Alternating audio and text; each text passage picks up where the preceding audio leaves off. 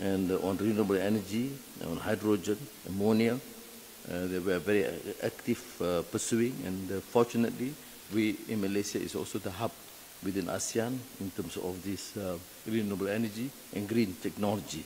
And of course, we welcome the German interest in terms of new investments into renewable energy, climate change.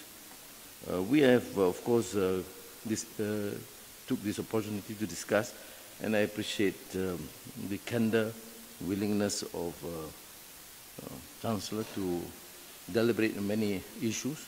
Sometimes we have slight differences, but I think there's trust of the issues like the war in Gaza. We do agree, cessation of hostilities, immediate ceasefire, and accord humanitarian assistance to the people of Palestine, particularly in Gaza. Of course, we do acknowledge the concerns, what happened on 7th of October, but we also appeal to the Europeans and Germany in particular to take note of the fact that there have been 4 decades of atrocities, plunder, and dispossession of Palestinians. So let us then move forward, and I agree with what Chancellor has said on the final two-state solution to ensure there's peace for both countries and to work in concert to ensure that there is economic development and progress for the people in the area. We also have taken a position vis-à-vis the war in Ukraine against unequivocal stance against aggression and conquest of any country, and that includes Russian aggression in Ukraine, and seek a peaceful resolution to the conflict because it is impacting and ramifications in terms of trade and economic development, even as far as Asia. We maintain a very peaceful region. Unfortunately, ASEAN is the fastest growing economy in the world today, precisely because it's very peaceful, except for those unresolved issue with Myanmar, but it is able to be contained within Myanmar and not affecting the region, although we do find refugees. We have together in ASEAN agreed upon a 5-point consensus on the parameters how to resolve the issue, and ASEAN have agreed that Laos, Malaysia and Indonesia takes the lead and the Troika to try and engage and resolve the conflict with Myanmar. And other issues, of course, with China and the South China Sea, I've assured the Chancellor that we are engaging well with China. We have not encountered any serious issues, although we maintain our right as an independent, and I always say a fiercely independent country, although it's a small country, but we reserve our right to engage with most countries, particularly to ensure that the people of Malaysia would benefit from this sort of mechanism and collaboration. And thank you again, Chancellor Scholz, for this meeting, and I'm very impressed with your candor, your understanding, including of what's happening in Malaysia and the region, which is highly impressive for a huge country like Germany to be able to understand and also appreciate some of our concerns. And I look forward to greater collaboration, enhancing not only trade investments, but to strengthen the bilateral relations in all fields. And I told him that including the study of Goethe, which is now gaining interest in Malaysia. Thank you.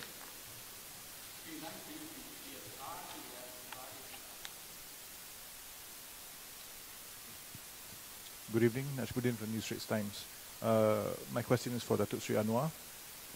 Can you share a little bit with us on the latest progress and developments on trade and investments by Germany into Malaysia?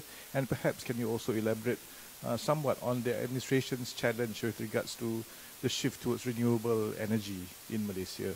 Now, for His Excellency, Chancellor Scholz, the question is, you had in 2022 spoke of a Zeitenwende to signify a shift in the German foreign and security policies.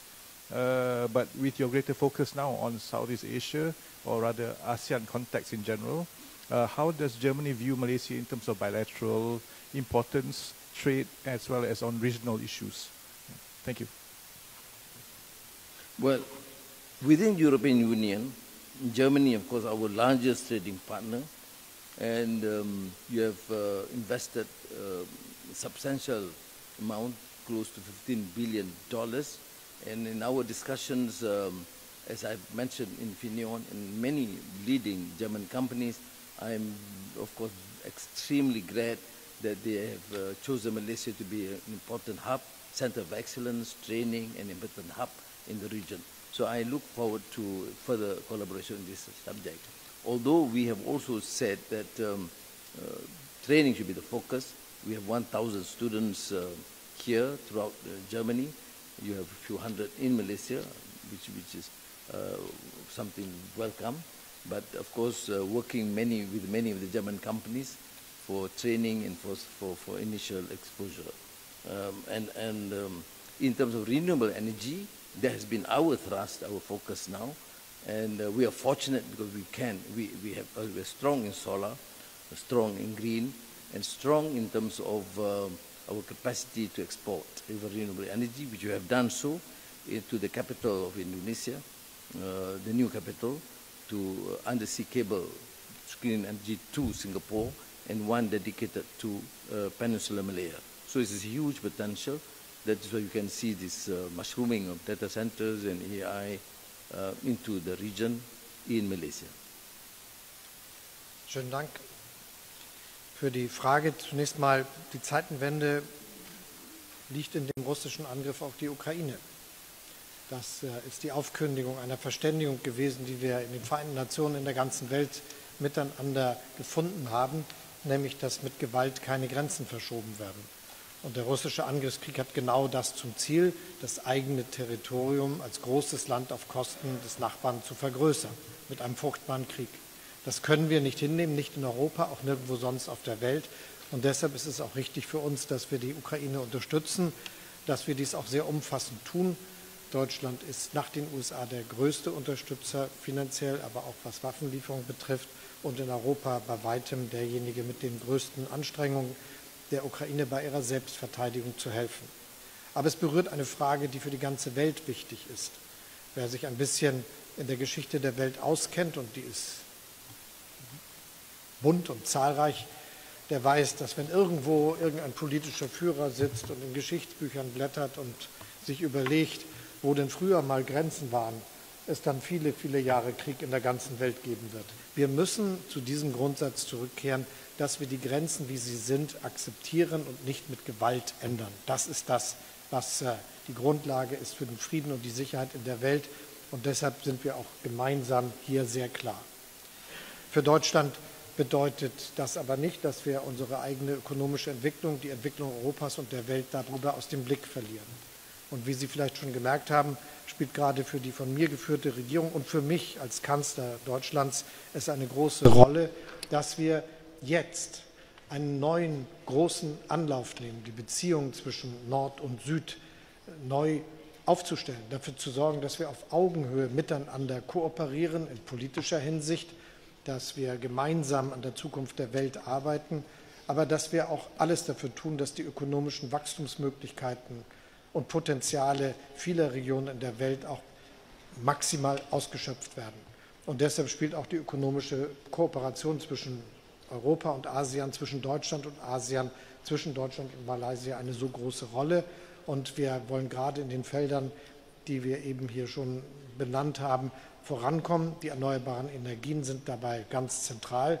Wir wissen, wir müssen den Wohlstand der Menschen in der Welt steigern. Milliarden Menschen wollen einen ähnlichen Wohlstand haben, wie er für viele in den Ländern des Nordens schon möglich gewesen war in den letzten Jahren. Und wenn das gut gelingen soll, gelingt das nur, wenn wir dabei die Umwelt nicht schädigen. Und deshalb ist der Ausbau der erneuerbaren Energien so wichtig. Dabei entstehen auch neue, interessante ökonomische Möglichkeiten, etwa in den Fragen Wasserstoff, Ammoniak, das ist genannt worden, denn für die industrielle Perspektive der Zukunft wird es auf mehr Strom ankommen, den wir brauchen für wirtschaftliche Prozesse und das aus erneuerbaren Energien, und auf Wasserstoff als ein Ersatz für viele Prozesse, für die wir heute Gas, Kohle oder Öl einsetzen. Und das voranzutreiben, gemeinsam Wohlstand überall in der Welt darüber zu schaffen, das ist eine gute Sache. Dass die deutsche Halbleiterindustrie, das erfolgreiche Unternehmen aus Deutschland im Elektronikbereich, so viel investieren in Malaysia, ist ein gutes Zeichen für unsere Zusammenarbeit. Wir wollen das vertiefen. Thank you, Prime Minister. Your government supports Hamas and has, unlike Western countries, not classified the attack on Israel on October 7 as a terrorist attack. You yourself said in November that Hamas is not a terror organization. Do you stick to this assessment, and don't you fear that this position on Hamas can damage the relations to countries like Germany? Und Herr Bundeskanzler, an Sie die Frage, glauben Sie, dass die Position Malaysias zur Hamas das bilaterale Verhältnis beschädigen kann zwischen Deutschland und Malaysia? Und wenn Sie erlauben, noch eine Frage zur Ukraine. In Deutschland wird weiter die Diskussion über die Lieferung von Marschflugkörpern in die Ukraine geführt. Die Außenministerin hat gestern gesagt, dass ein Ringtausch mit Großbritannien eine Option sei, also dass Deutschland Taurus Marschflugkörper nach Großbritannien schickt und Großbritannien dann seine Storm Shadow Marschflugkörper in die Ukraine. Halten Sie das auch für eine Option? Well, thank you. Our foreign policy position is consistent. We do not support or we oppose colonialism or apartheid or ethnic cleansing or dispossession of any country, be it Ukraine or in Gaza. We cannot erase 40 years of atrocities and dispossession, and which have resulted in reaction and anger from the societies or the people concerned. Now, our relations with Hamas is the political wing of Hamas, and I make no apologies about it. And that engagement has helped at least to bring about the concerns, including about hostages. We do not have any connection with any military outfit or wing. I've clarified this to many of my European colleagues in the United States and many countries. Although we may have some differences, but as we have recognized the Australian National Congress long before the Europeans or the Americans do recognize, because we believe that the apartheid policy must be opposed. So consistent with that policy, we have taken that position that we must understand the fundamental root cause of the problem, that people, their houses, their belongings, their dignity cannot be plundered, and if we can resolve, they will resolve it. Do I then condone killings of children and women? No, I don't, by any party or by any quarters. That is consistent policy. But what I reject strongly is this narrative, this obsession, as if the entire problem begins and ends with the 7th of October. It did not begin with the 7th of October and did not end with 7th of October. It began 4 decades before that, and it is continuing daily. But having said that, my conclusion, as I've said to Chancellor, is this: we move on. We have a problem right now. Do we discuss history, we discuss past atrocities, or discuss how to resolve the problem now? The problem now means cessation of hostilities, stop the killings now, and then the entire international community, Germany, Malaysia, and the neighbors, make sure that there's no more violence perpetrated by any group against the Muslims or Jews or Christians. They must be allowed to live in peace. Thank you. Ich habe es eben schon gesagt und wiederhole es gerne noch einmal. Deutschlands Position ist klar, Israel hat jedes Recht, sich gegen den terroristischen Angriff der Hamas zu verteidigen. Und das haben wir in den letzten Tagen, Wochen und Monaten immer klar gemacht. Und dabei bleibt es auch. Darauf kann sich auch Israel verlassen. Gleichzeitig haben wir klare Positionen für die weitere Entwicklung. Und die sind ja benannt. Ich will das noch einmal sagen. Wir wollen, dass mehr humanitäre Hilfe nach Gaza gelangt. Wir wollen, dass die Geiseln freigelassen werden, bedingungslos. Wir wollen, dass es keine unnötigen Opfer gibt. Und deshalb haben wir sehr klar gesagt, welche Formen der militärischen Kriegsführung mit dem Völkerrecht vereinbar sind und was wir schwierig finden. Ich habe mich zu Rafah geäußert und zur Notwendigkeit einer langen friedlichen Perspektive mit einer Zwei-Staaten-Lösung, die es möglich machen, dass Palästinenser in Gaza und Westbank friedlich leben können, in einem eigenen, selbstverwalteten Staat, neben Israel als Demokratie in der Region, wo die Bürgerinnen und Bürger Israels sich auch auf uns verlassen können. Das ist die Perspektive, für die wir arbeiten und um die es jetzt geht. Und deshalb ist das etwas, wo wir trotz der unterschiedlichen Bewertung über die konkrete Frage ansonsten dafür arbeiten, dass es eine friedliche Perspektive gibt, was notwendig ist. Was ich zur Frage der Unterstützung der Ukraine bei ihrer Verteidigung zu sagen habe, will ich gerne noch einmal wiederholen. Deutschland ist mit großem Abstand das Land, das am meisten Unterstützung für die Ukraine zur Verfügung stellt. Finanziell, aber auch was Waffenlieferung betrifft. Alles zusammen an bisherigen Lieferungen und zugesagten Lieferungen geht es um 28 Milliarden Euro, 30 Milliarden Dollar. Das ist eine erhebliche Summe. Und wir haben alles mobilisiert, damit die Ukraine von uns die notwendige Unterstützung bekommt, mit Munition, mit Artillerie, mit Panzern, mit Luftverteidigung aller verschiedenster Art, die auch hocheffizient ist und sehr geschätzt wird. Und unsere Unterstützung ist verlässlich und kontinuierlich. Die Ukraine weiß das und wir hören immer wieder, wie sehr diese große Unterstützung dort auch geschätzt wird. Was das eine Waffensystem betrifft, bin ich der Meinung, dass es nicht angesichts seiner Wirkung, angesichts der Art und Weise, wo es eingesetzt werden kann, nicht ohne Kontrolle genutzt werden kann, dass aber eine Beteiligung deutscher Soldaten nicht vertretbar ist, auch nicht von außerhalb der Ukraine, und habe deshalb gesagt, dass ich nicht den Einsatz für vertretbar halte und dass es deshalb weder um direkt oder indirekt geht, sondern darum, dass wir klar sind, was diese konkrete Frage betrifft. Und meine Klarheit ist da. Das ist meine Aufgabe als Kanzler und als Regierungschef hier, mich präzise zu äußern und keine missverständlichen Erwartungen zu wecken. Und entsprechend klar sind auch meine Antworten.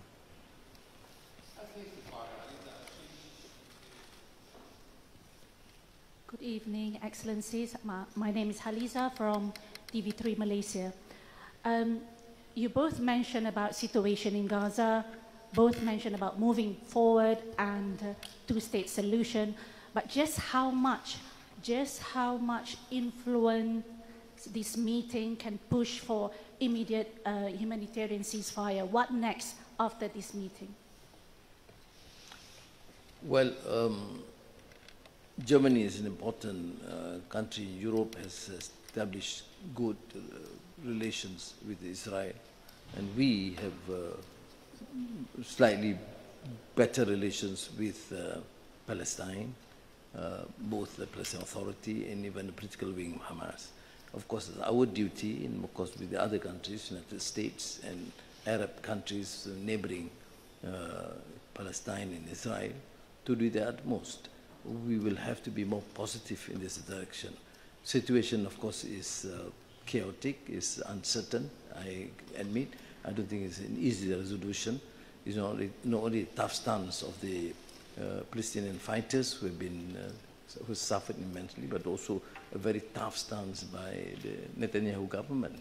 So we will have to endure this exercise because there's no other solution. To stop the killing of innocent civilians on both sides, the only solution for now is a permanent ceasefire and an ultimate solution of a two-state solution. And this can be done if the international community have the courage and the commitment. I have said that sometimes we feel highly, depressing when you realize there's somewhat like a moral abandonment of this case, because there's not a quick resolve, full commitment, a consistent one by all countries just to stop, the war and find a solution. I'm sure the international community still have the edge, which means both in the Middle East, Middle Eastern countries, and Europe, United States, and the international community. Thank you. Wir hätten uns alle gewünscht, dass mit dem Beginn des Ramadan auch ein Waffenstillstand, der länger anhält, begonnen hätte, der mit der Freilassung der Geiseln durch die Hamas verbunden gewesen wäre und auch mit einer Ausweitung der humanitären Hilfe, die nach Gaza gelangt. Das gesagt haben, geht es jetzt darum, dass das möglichst bald zustande kommt. Das wäre, glaube ich, für alle Menschen ganz wichtig und kann dann die Perspektiven für weitere Entwicklungen dann auch schaffen. Und darum geht es jetzt. Da sind wir einig mit allem, was wir tun, mit der amerikanischen Regierung, mit der Europäischen Union und auch überall in der Welt versuchen viele, wir haben es hier gehört, aber auch die Nachbarstaaten in diese Richtung zu arbeiten.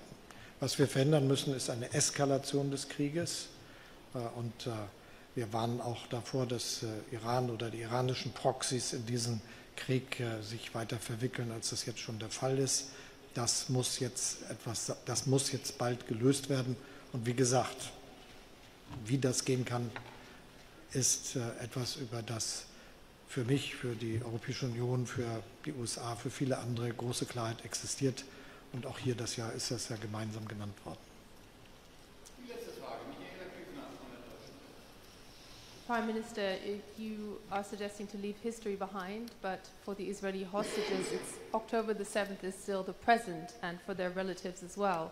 So based on the conversations you're having with the political leadership of Hamas, what is the nature of your talks, and how hopeful are you that they will be released soon? Also, could you please tell us whether you see what happened on October 7th and the fact that these hostages are still being held as an act of terrorism? And Chancellor Scholz, you recently met the Pope, who caused great controversy over the weekend with his comments about hissing a white flag, which was understood by Ukraine as the Foreign Minister put it, a behavior he accuses the Church of now having as it did at the beginning of the 20th century, so insinuating its non-action over Nazi Germany. What is your assessment, your reaction to the comments of the Pope? Thank you. I've stated my case that atrocities for decades cannot be erased. You cannot find a solution by getting so one-sided in terms of looking only at one particular issue and erase 60 years of atrocities. The solution is not just releasing the hostages. I agree with release hostages, but that's not the solution. We are a small player. I don't have this excellent relations with Hamas, but I do. And I have told the Chancellor, yes, I did express my concern that the hostages must be released. But then, can you say, is that all, full stop, period? What about the settlements? What about the behavior of the settlers now, continuous, daily? What about the dispossession, their land, their rights, their dignity, their men, their women, their children? Are these of no concern? Where have we thrown our humanity? Why this hypocrisy? Why this selective and ambivalent attitude towards one race and one another? Is it because they are colored or they are different religion? These questions are raised because there's a lack of consistency. If you ask me, yes, the solution, yes, two-state solution. Yes, recognize the rights of every single individual, be it a Muslim or a Jew or Christian. I make no myths about it. But I, of course, cannot accept the fact that when you discuss issues, we only confine to one particular incident And one victim, forgetting the thousands and thousands of victims from the Nakba of 1947, 1948. Where is history irrelevant? Is humanity irrelevant? Is compassion irrelevant? I mean, that's my contention. Do I then support any form of atrocity against anybody? No.